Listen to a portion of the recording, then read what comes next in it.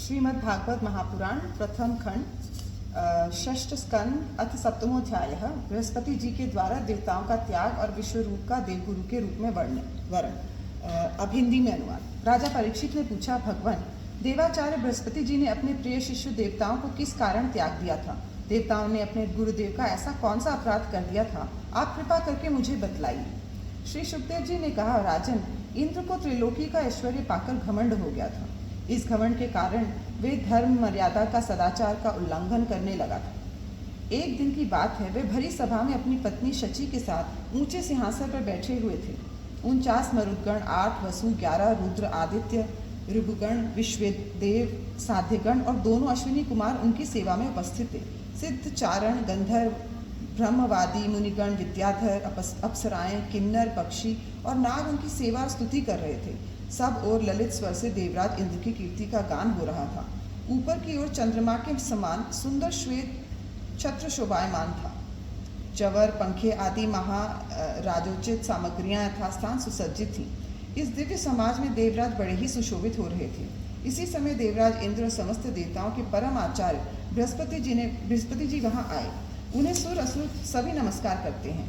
इंद्र ने देख लिया कि वे सभा में आए हैं, परंतु वे न तो खड़े हुए और न आसन आदि देकर गुरु का सत्कार ही किया। यहाँ तक कि वे अपने आसन से हिले डुले तक नहीं। त्रिकालदर्शी समर्थ बृहस्पति जी ने देखा कि ये ऐश्वर्य मत का दोष है। बस वे झटपट वहाँ से निकलकर चुपचाप अपने घर चले गए।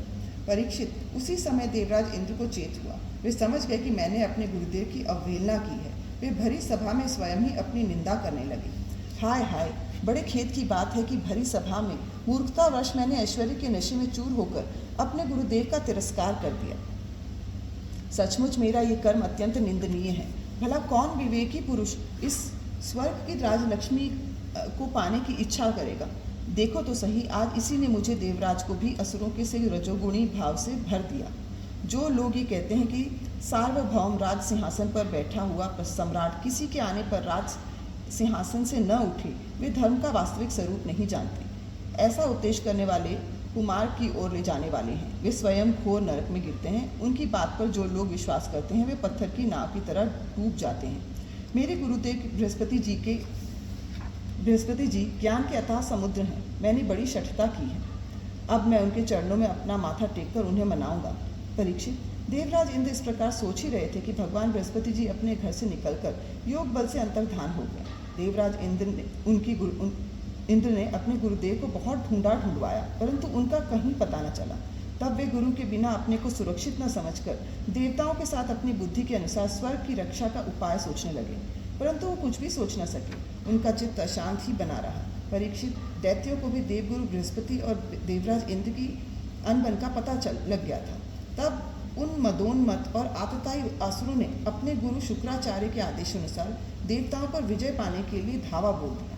उन्होंने देवताओं पर इतने तीखे तीखे बाणों की वर्षा की कि उनके मस्तक, जंघा, बाहु आदि अंग कट कट कर गिरने लगे।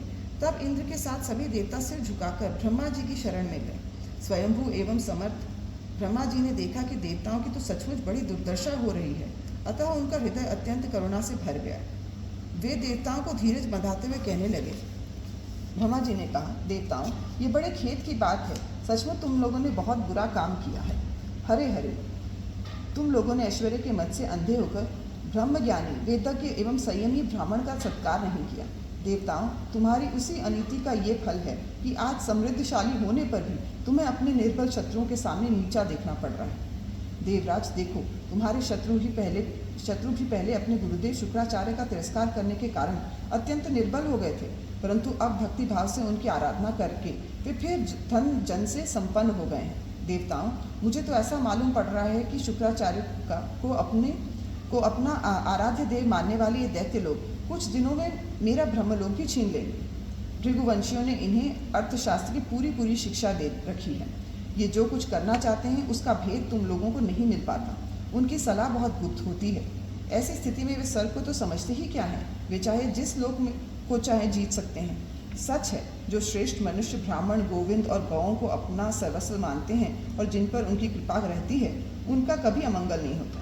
इसलिए अब तुम लोग शीघ्र ही त्वष्टा के पुत्र विश्वरूप के पास जाओ और उन्हीं की सेवा करो। वे सच्चे ब्राह्मण, तपस्वी और संयमी हैं। यदि तुम लोग उनके असुरों के प्रति प्रेम को क्षमा कर सकोगे और उनका सम्मान करोगे तो वे तुम्हारा काम बना देंगे।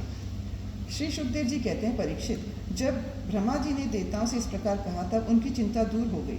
वे त्वष्टा के पुत्र विश्वरूप ऋषि के पास गए और उन्हें हृदय से लगाकर यूँ कहने लगे। देवताओं ने कहा, बेटा विश्वरूप, तुम्हारा कल्याण हो। हम तुम्हारे आश्रम पर अतिथि के रूप में आए हैं। हम एक प्रकार से तुम्हारे पितर हैं, इसलिए तुम हम लोगों की समयोचित अभिलाषा पूर्ण करो। जिन्हें संतान हो गई हो उन सब पुत्रों को भी सबसे बड़ा धर्म यही है कि वे अपने पिता तथा अन्य गुरुजनों की सेवा करें। फिर जो ब्रह्मचारी हैं उनके लिए तो कहना ही क्या है। वत्स, आचार्य वेद की, पिता ब्रह्मा जी की, भाई इंद्र की और माता साक्षात पृथ्वी की मूर्ति होती है। इसी प्रकार बहिन दया की, अतिथि धर्म की, अभ्यागत अग्नि की और जगत के सभी प्राणी अपने आत्मा की ही मूर्ति, आत्मस्वरूप होते हैं। पुत्र, हम तुम्हारे पितर हैं। इस समय शत्रुओं ने हमें जीत लिया है।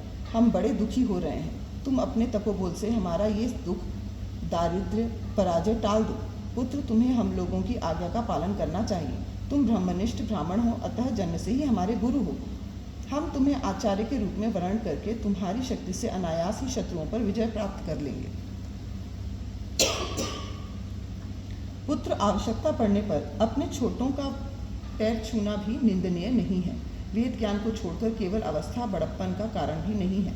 श्री शुकदेव जी कहते हैं, परीक्षित, जब देवताओं ने इस प्रकार विश्व रूप से पुरोहिती करने की प्रार्थना की तब परम तपस्वी विश्वरूप ने प्रसन्न होकर उनसे अत्यंत प्रिय और मधुर शब्दों में कहा। विश्वरूप ने कहा, पुरोहिती का काम ब्रह्म तेज को क्षीण करने वाला है, इसलिए धर्मशील महात्माओं ने उसकी निंदा की है, किंतु आप मेरे स्वामी हैं और लोकेश्वर होकर भी मुझसे उसके लिए प्रार्थना कर रहे हैं। ऐसी स्थिति में मेरे जैसा व्यक्ति भला आप लोगों को कोरा जवाब कैसे दे सकता है। मैं तो आप लोगों का सेवक हूँ। आपकी आज्ञाओं का पालन करना ही मेरा स्वार्थ है। देवगण, हम अकिंचन हैं। खेती कट जाने पर अथवा अनाज की हाट उठ जाने पर उसमें से गिरे हुए कुछ दाने चुन लेते हैं और उसी से अपना देव कार्य तथा पितृकार्य संपन्न कर लेते हैं। लोकपालों, इस प्रकार जब मेरी जीविका चल ही रही है तब मैं पुरोहिती की निंदनीय वृत्ति क्यों करूं? उससे तो केवल वे ही लोग प्रसन्न होते हैं जिनकी बुद्धि बिगड़ गई है। जो काम आप लोग मुझसे करवाना चाहते हैं वे निंदनीय हैं, फिर भी मैं आपके काम से मुंह नहीं मोड़ सकता, क्योंकि आप लोगों की मांग ही कितनी है। इसलिए आप लोगों का मनोरथ मैं तन मन धन से पूरा करूंगा। श्री शुकदेव जी कहते हैं, परीक्षित, विश्वरूप बड़े तपस्वी थे। देवताओं से ऐसी प्रतिज्ञा करके उनके वरण करने पर वे बड़ी लगन के साथ उनकी पुरोहिती करने लगे। यद्यपि शुक्राचार्य ने अपने नीति बल से असुरों की संपत्ति सुरक्षित कर दी थी, फिर भी समर्थ विश्वरूप ने वैष्णवी विद्या के प्रभाव से उनसे ये संपत्ति छीनकर देवराज इंद्र को दिला दी। राजन, जिस विद्या से सुरक्षित होकर इंद्र ने असुरों को सेना पर विजय प्राप्त की थी, उसका उदार बुद्धि विश्वरूप ने ही उन्हें उपदेश किया था।